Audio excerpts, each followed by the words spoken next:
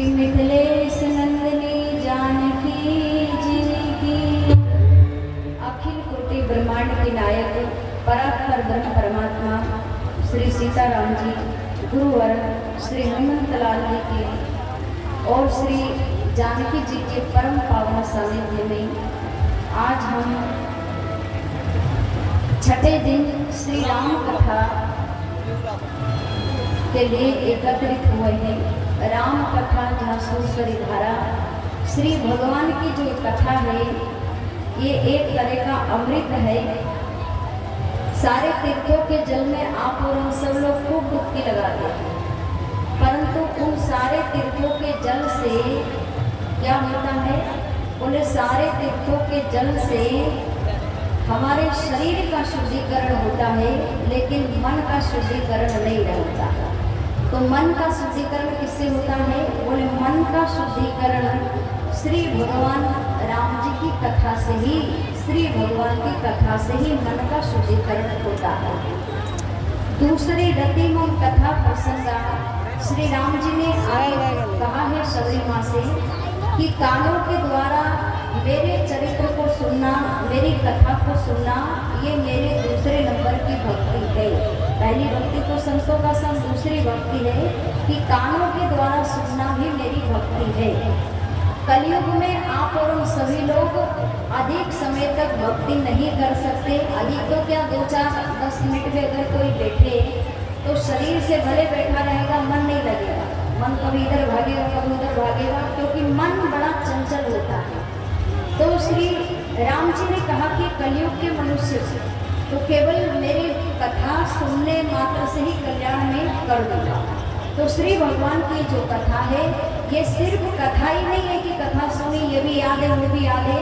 कथा तो सबको याद है, अनादिकाल से कथा चली आ रही है। कथा किसको याद है? लेकिन श्री भगवान की कथा जय बार सुनेंगे तय बार मन का कल्याण होगा। ये लोग तो पावन होगा ही, साथ में वो लोग भी पावन हो जाता है। इसीलिए भगवान की अनेक प्रकार की लीलाएं, कथाएं अनादिकाल से चली आ रही है, चलती रहेगी। कल के प्रसंग में हमने देखा कि श्री महाराज दशरथ जी अपने संपूर्ण बारात के साथ में दूल्हा दुल्हन सरकार के साथ में अवध धाम में प्रवेश करते हैं। राम जी और श्री सीता जी चारों दूल्हा दुल्हन सरकार को लेकर के पहुंचते हैं। सारी माताएं सुंदर आगवानी करने के लिए आती हैं। जब नई नई दूल्हा दुल्हन आते हैं तो सारी माताएं मंगल आरती लेकर के पहुंचती हैं द्वार पर। जैसे ही सारी माताएं आरती लेकर के आई, सभी लोगों का सुंदर स्वागत सत्कार किया, अंदर लेकर के आई। और अब श्री माता कौशल्या ने क्या करा कि अपने कुल के रीति रिवाज को श्री माता कभी भी भूलती नहीं थी। मैया ने सोचा कि जितने भी कुल के देवी देवता है उनका पूजन अधूरा नहीं रहना चाहिए। तो श्री सीताराम जी से चारों दुल्हन दूल्हा सरकार से सारे कुल के देवी देवताओं का पूजन मैया करवा रही है विधि विधान से। तो श्री सीताराम जी पूजन करते जा रहे हैं और मन ही मन में मुस्कुराते जा रहे हैं। राम जी सोच रहे कि इन सारे देवी देवताओं का हेड तो मैं खुद हूँ और यहाँ पर आकर के मैया मुझसे इनका पूजन करवा रही है। तो देवता लोग भी शर्मा रहे। जिस टाइम राम जी पूजा कर रहे हैं तो देवता लोग को शर्म आ रही है कि साक्षात भगवान है, वे हमारी पूजा कर रहे हैं। राम जी ने धीरे से इशारा किया कि नहीं नहीं, बिल्कुल फोड़ पट्टी नहीं खोलना है। जैसे जैसे मैं पूजा कर रहा हूँ आप चुपचाप स्वीकार करो, क्योंकि ये संसार है और पृथ्वी लोक में मैं आया हूँ तो पृथ्वी लोक का नियम मुझे निभाना पड़ेगा, इसलिए मैं निभा रहा हूँ। आप तो सब स्वीकार करें। सारे देवताओं ने मन ही मन में प्रणाम किया कि प्रभु हमें क्षमा करना, पूजा तो हमको आपकी करना चाहिए, पर अब इस लोक का नियम आप निभा रहे हैं, इसलिए हम भी आपकी सहायता करें। लोग सारे देवता लोग प्रसन्न हैं, राम जी भी प्रसन्न हैं। अब चारों दुल्हनों के साथ में श्री महाराज दशरथ जी ने जब रात्रि में भोजन करना शुरू किया है, गुरुजन आदि को भोजन करवा दिया। उसके बाद श्री महाराज दशरथ जी अपनी रानियों के साथ में बैठे और रानियों से माता कौशल्या, कैकेयी, सुमित्रा सबसे कहा कि देवियों, आपके घर में ये 4 दुल्हन सरकार आई है, इन्हें कभी भी अपनी बहू मत समझना। क्या समझना? बोले आपके घर बेटियों का आगमन हुआ है, इन्हें कभी भी बहू मत समझना, इन्हें कभी काम वाली मत समझना। अक्सर जब बेटे बेटी की शादियाँ होती हैं, संत महात्मा कहते कब भजन करोगे, तो शब्द हमारे यही रहते हैं कि जब काम वाली आ जाएगी तब हम भजन करेंगे। तो काम वाली किसको कहते हैं?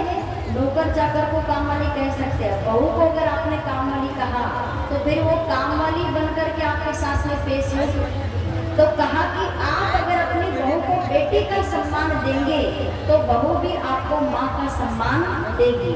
लेकिन अगर आपने उन्हें उल्टा बोल दिया है शुरुआत में, तो फिर वो भी वही समझेगी कि सासू माँ को वो भी पराया समझेगी। तो महाराज दशरथ जी ने कहा कि आपके घर ये 4 दुल्हन नहीं आई है, बल्कि 4 बेटियां आई है। पलकों के समान इनका संरक्षण आपको करना है। कहा ठीक है। मैया कौशल्या बड़ी प्रसन्न होती है। चारों दुल्हन सरकार के सामने जब महाराज जनक जी की तारीफ दशरथ जी करते तो सीता जी आगे और प्रसन्न होती, क्योंकि पिताजी की प्रशंसा सुनकर के और अधिक प्रशंसा मिलती है। अब रात्रि में शयन हुआ। जब से श्री तुलसीदास महाराज ने लिखा है कि यहाँ पर बालकांड का विश्राम हो जाता, अब शुरू होता है अयोध्या कांड का। तुलसीदास महाराज जी ने कहा कि जब से, वैसे तो श्री राम जी का प्राकट्य हुआ तब से ही आनंद अयोध्या में मन रहा है, लेकिन जब से श्री राम जी का विवाह हुआ तब से तो विशेष रूप से सारे लोग बिल्कुल, जब से इनका प्राकट्य हो तभी से यहाँ पे कोई रोना नहीं समझता था। रोने का नाम बच्चे भी भूल गए थे कि रोना किसको कहते हैं, क्योंकि जहाँ साक्षात भगवान का आगमन हो गया है वहाँ पर भला कोई रोना कैसे समझ सकता है। सब आनंद घन श्री भगवान है। ये इधर का थोड़ा शोर कम नहीं करवा सकते, ये मेले वेले का आवाज। श्री तुलसीदास महाराज जी ने कहा है कि जब से यहाँ पर राम जी का प्राकट्य हुआ है तब से सारी अयोध्या के जितने भी लोग हैं वो बड़ा आनंद मना रहे हैं। और जब से राम जी का ब्याह हुआ है तब से तो जब तेरा ब्याही घर आए नित नव मंगल मोदी बधाए।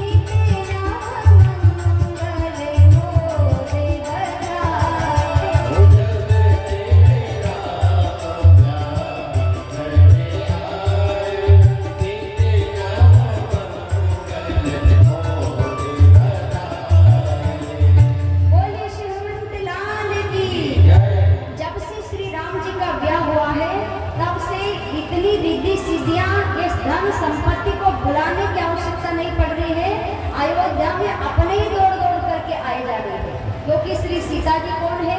साक्षात लक्ष्मी जी है। और जहाँ लक्ष्मी जी का आगमन हो गया है, बताओ वहाँ पर धन दौलत की कोई कमी रहेगी? तो महाराज श्री दशरथ जी को किसी को भी बुलाने की आवश्यकता नहीं पड़ती है। दौड़ दौड़ करके धन संपत्ति रिद्धि सिद्धियाँ सब नदी भर भर करके अवध धाम में पधार रही है। जहाँ पर शील होगा, जहाँ पर शांति होगी, जहाँ पर जहाँ पर श्री भगवान की भक्ति होगी वहाँ पर संपत्ति को बुलाना नहीं पड़ेगा, धीरे धीरे अपने ही वो आने लगेगी। ये भगवान की भक्ति की महिमा है। जानकी जी की महिमा, जब से श्री राम जी का ब्याह हुआ चारों तरफ आनंद है।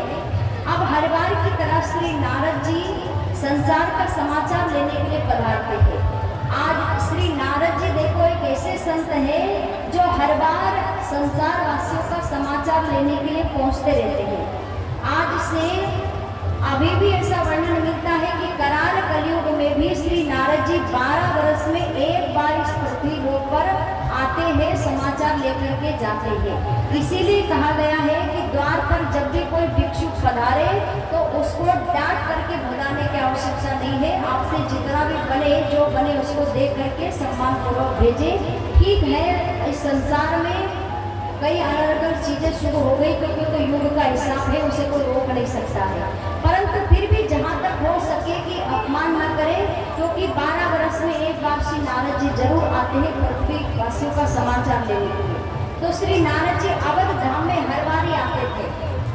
संतों का काम क्या है? बोले संसार से निवृत्ति पा करके भगवान का भजन करो, बस यही बोलने आते हैं। संसात्माओं क्या करने आते हैं? तो श्री नारद जी भगवान की मन है। क्या है? नारद जी श्री ठाकुर जी के मन है। तो श्री नारद जी सबसे पहले अयोध्या में कब आए? उस टाइम आए जब श्री महाराज दशरथ जी के घर पर एक भी लाला नहीं थे। तो उस टाइम श्री महाराज दशरथ जी के पास यहाँ राज्य में आए नारद जी। जनता से पूछा, लोगों से, कि क्यों भाई महाराज दशरथ जी के वहाँ पर सब आनंद में हो, इनकी सत्ता में? प्रजा ने कहा बहुत प्रसन्न है। कोई इच्छा बाकी है? बोले है ना इच्छा। क्या इच्छा है? बोले हमारे श्री महाराज दशरथ जी के घर अभी तक लाला नहीं हुए हैं, जब लाला हो जाएंगे तब हम बहुत प्रसन्न होंगे, हमारी इच्छा पूरी हो जाएगी। अब लाला एक की जगह 4 हो गए तो नारद जी ने कहा अब तो संतुष्ट हो ही गए होंगे। नारद जी फिर आए, बोले आप सारे लोग प्रसन्न हो, सारी इच्छा पूरी हो गई? तो अयोध्या के लोगों ने कहा कि अभी कहाँ इच्छा पूरी हुई है, अभी तो लाला बड़े होंगे, बाल लीला करेंगे, जनेऊ संस्कार होगा, उसमें उत्सव मनाएंगे, नाचेंगे गाएंगे, तब हम प्रसन्न होंगे। तो वो भी हो गया। फिर श्री नारद जी बोले आप प्रसन्न हो?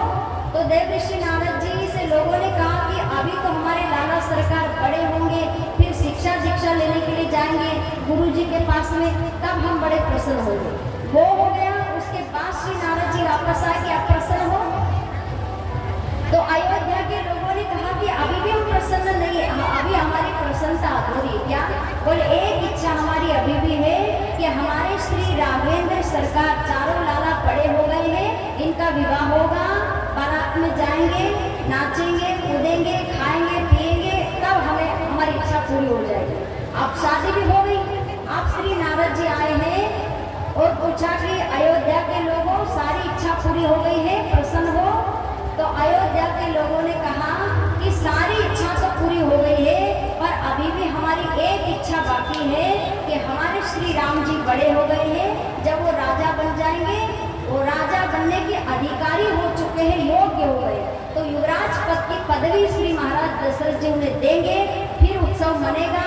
अवध के सिंहासन पर हम श्री राम जी को देखेंगे और वाम भाग में श्री किशोरी जी जानकी जी को रानी बन करके देखेंगे, हम तभी ही प्रसन्न होंगे, हमारी इच्छा सब पूरी होगी।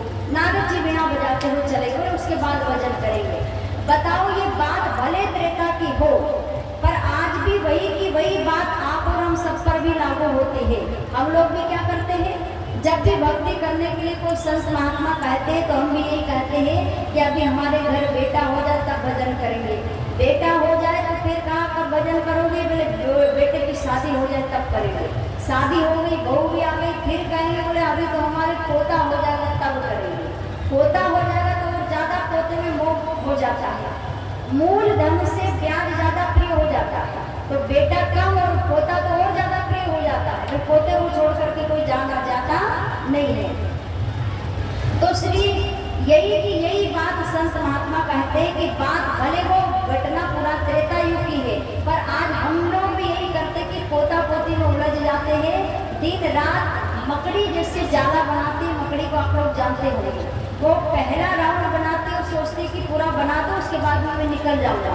बताओ वो मकड़ी बाहर निकल पाती है? वो जाला टूटने के साथ में वो नीचे गिरती है पर वो बाहर नहीं निकल पाती। ठीक उसी प्रकार कभी भी मुक्ति होने वाली नहीं है, इसे तो छोड़ना पड़ता है। आप और हम सब संसार में जब दुख आता है तो हम यही कहते हैं कि भगवान ने बड़ा दुख दे दिया, भगवान ने बड़ा दुख दे दिया। लेकिन श्रीमद् गीता में भी भगवान श्री कृष्ण मना करते हैं, रामायण में भी राम जी मना करते हैं कि ना तो आपके दुख का कारण आपका भाग्य है, ना ही कोई कलयुग का कारण है, ना ही कोई दूसरा व्यक्ति आपको कष्ट दे रहा है। आपके दुख का कारण सिर्फ आपकी इच्छा ही आपके दुख का कारण है, उसके अलावा कोई भी काम इस कारण नहीं है जिससे आप दुखी हो। आपकी इच्छा ही आपके दुख का कारण है, और ये इच्छा ही कर्म करवाती है, इच्छा ही भूतकाल का प्रवेश करवाती है, यही भविष्य का निर्माण करवाती है, यही वर्तमान में रहती है। ये इच्छा ही हमारे दुख का कारण है, दूसरा कुछ भी नहीं है, और ये कभी भी पूरी नहीं होती है। आप भले बड़े से बड़े करोड़पति व्यक्ति को देख लो, उससे जाकर के अगर आप पूछोगे कि रात्रि में सोते हो, वो यही कहेगा बिना गोली खाए मैं नहीं सो सकता। गरीब से गरीब व्यक्ति रोड पर सो जाएगा क्योंकि उसके पास में नींद है, पर करोड़पति नहीं सो पाएगा, वो गोली खाए बगैर नहीं, क्योंकि इच्छाएं रहती है। हजारपति सोचेगा लाखपति बन जाओ, लाखपति सोचेगा करोड़पति बन जाओ, करोड़पति सोचेगा अरबपति बन जाओ। अपने घर में अगर दाल रोटी है तो वो अच्छी नहीं लगती है, पड़ोस के वहाँ अगर गुलाब जामुन चल रहा है तो उसमें मन ज्यादा जाता है कि बताओ तो गुलाब जामुन खरा, हमको दाल रोटी में हमारे मन नहीं लग रहा है। तो जो प्राप्त है पर्याप्त नहीं होगा तब तक हमारी कभी भी इच्छाएं टूटेगी नहीं। शरीर शमशान घाट तक पहुंच जाएगा तब तक भी ये इच्छाएं जारी रहेगी। कई बुजुर्ग लोग हैं, मुख में दांत नहीं रहता है, लेकिन बताओ उनका स्वाद जाता है, फिर भी उनकी इच्छा होती है क्या पकौड़ी खा ले, आज ये खा ले, आज वो खा ले। तो इच्छा कहाँ गई? शरीर भले बुरा हो गया, दांत भले गए, लेकिन इच्छा नहीं जाती है। तो यही बात अयोध्या के लोगों की इच्छा पूरी नहीं हुई, और इच्छा ना उनकी पूरी हुई ना हमारी पूरी होगी।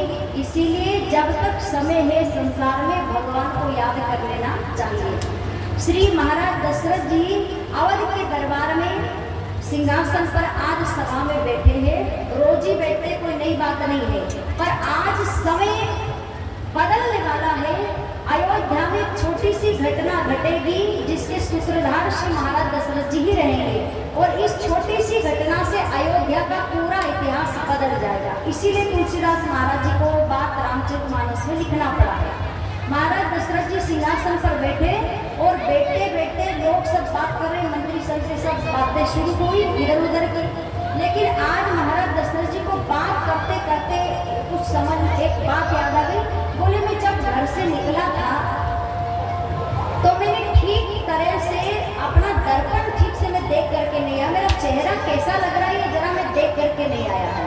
तो इसीलिए यह सोच करके श्री महाराज दशरथ जी ने कहा, वहीं दरबार में कहा दरबारियों से कि तुम लोग बातें बंद करो और जरा दर्पण लेकर के आओ, जरा मैंने अपना चेहरा ठीक से देखा नहीं है। तुलसीदास महाराज जी इस बात से थोड़ा नाराज हुए कि दर्पण अगर आपको घर पर देखना है अच्छी बात है, घंटों बैठे रहो, लेकिन यहाँ पंडाल में आकर के अगर आप शीशा देखोगे तो वो मर्यादा के विरुद्ध होगा, यहाँ थोड़ी देख सकते। तो फिर भी महाराज दशरथ जी ने देखा है, क्योंकि अयोध्या का इतिहास बदलने वाला है, इसीलिए सूत्रधार श्री महाराज दशरथ जी बने गए। महाराज दशरथ जी सभा में बैठे हैं। एक समय सब सहित समाजा, राजसभा रघुराज बिराजा।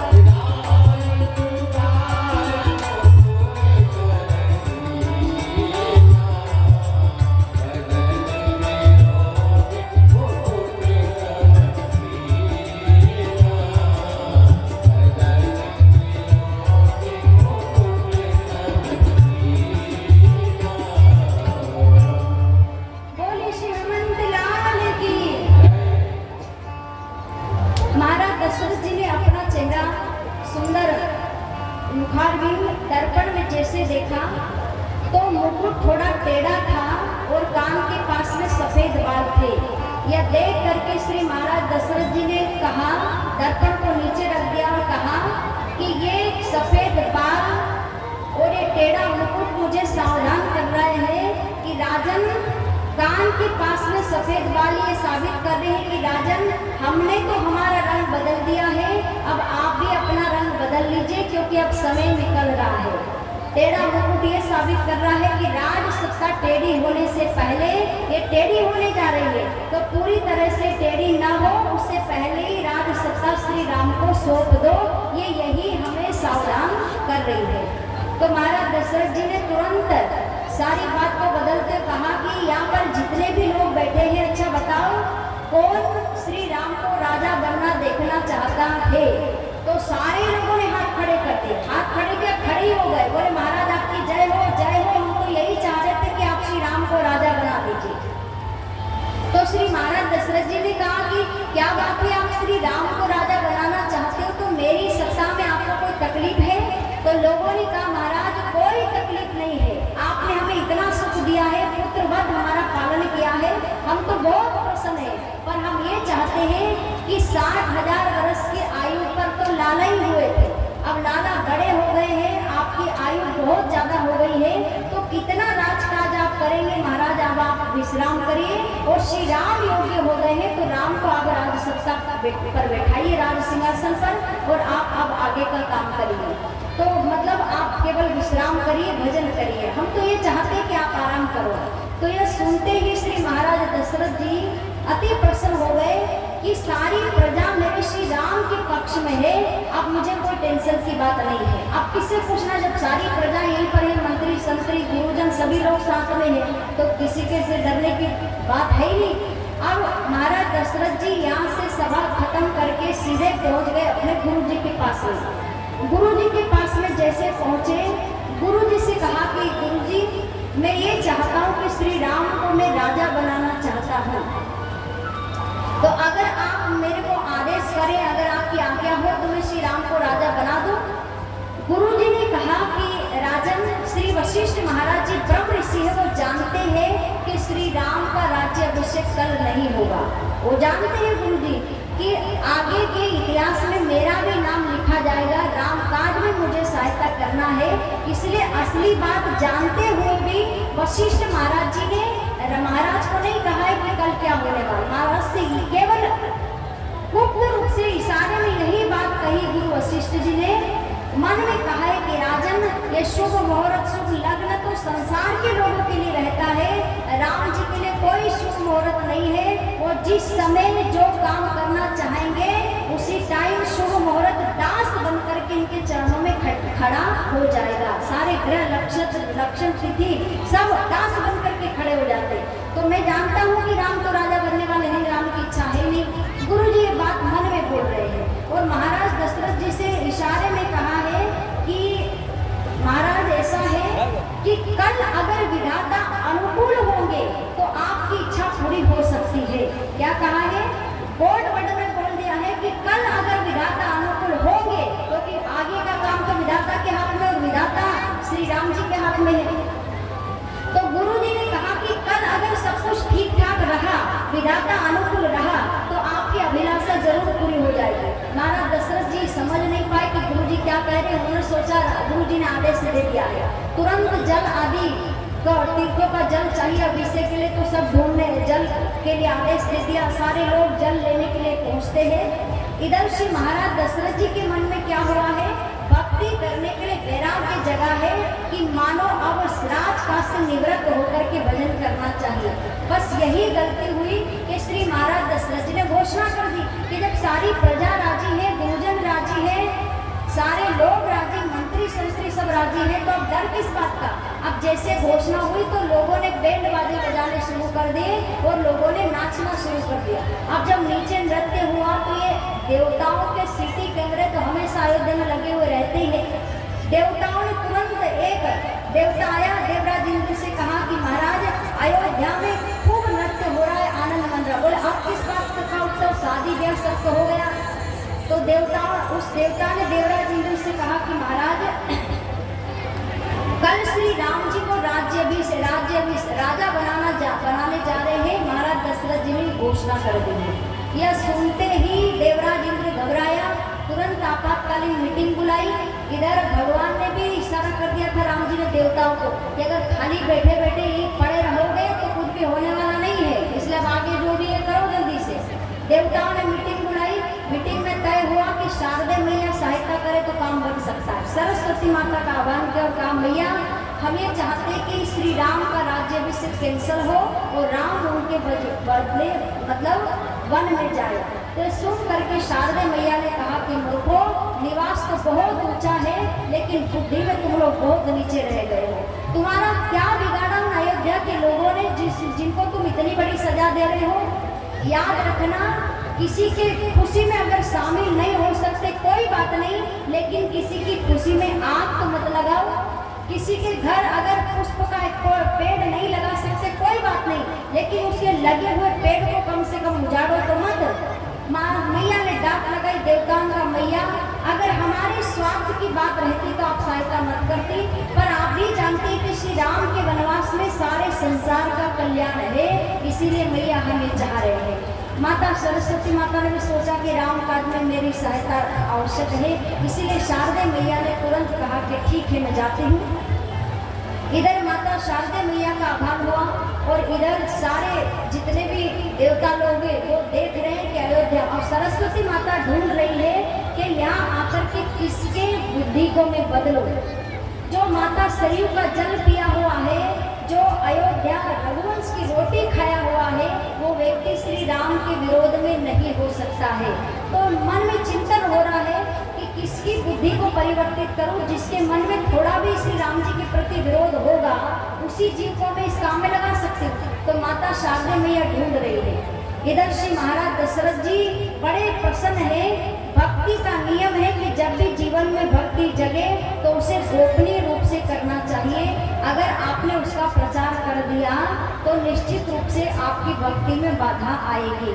शुरुआत में भक्ति बहुत नन्हा पौधा होता है, बड़े होने के बाद में जब ये वट वृक्ष बन जाए तो फिर तो इसके पास में बोले हाथी लगा बांधो कुछ भी करो, इस पेड़ में नुकसान नहीं होगा।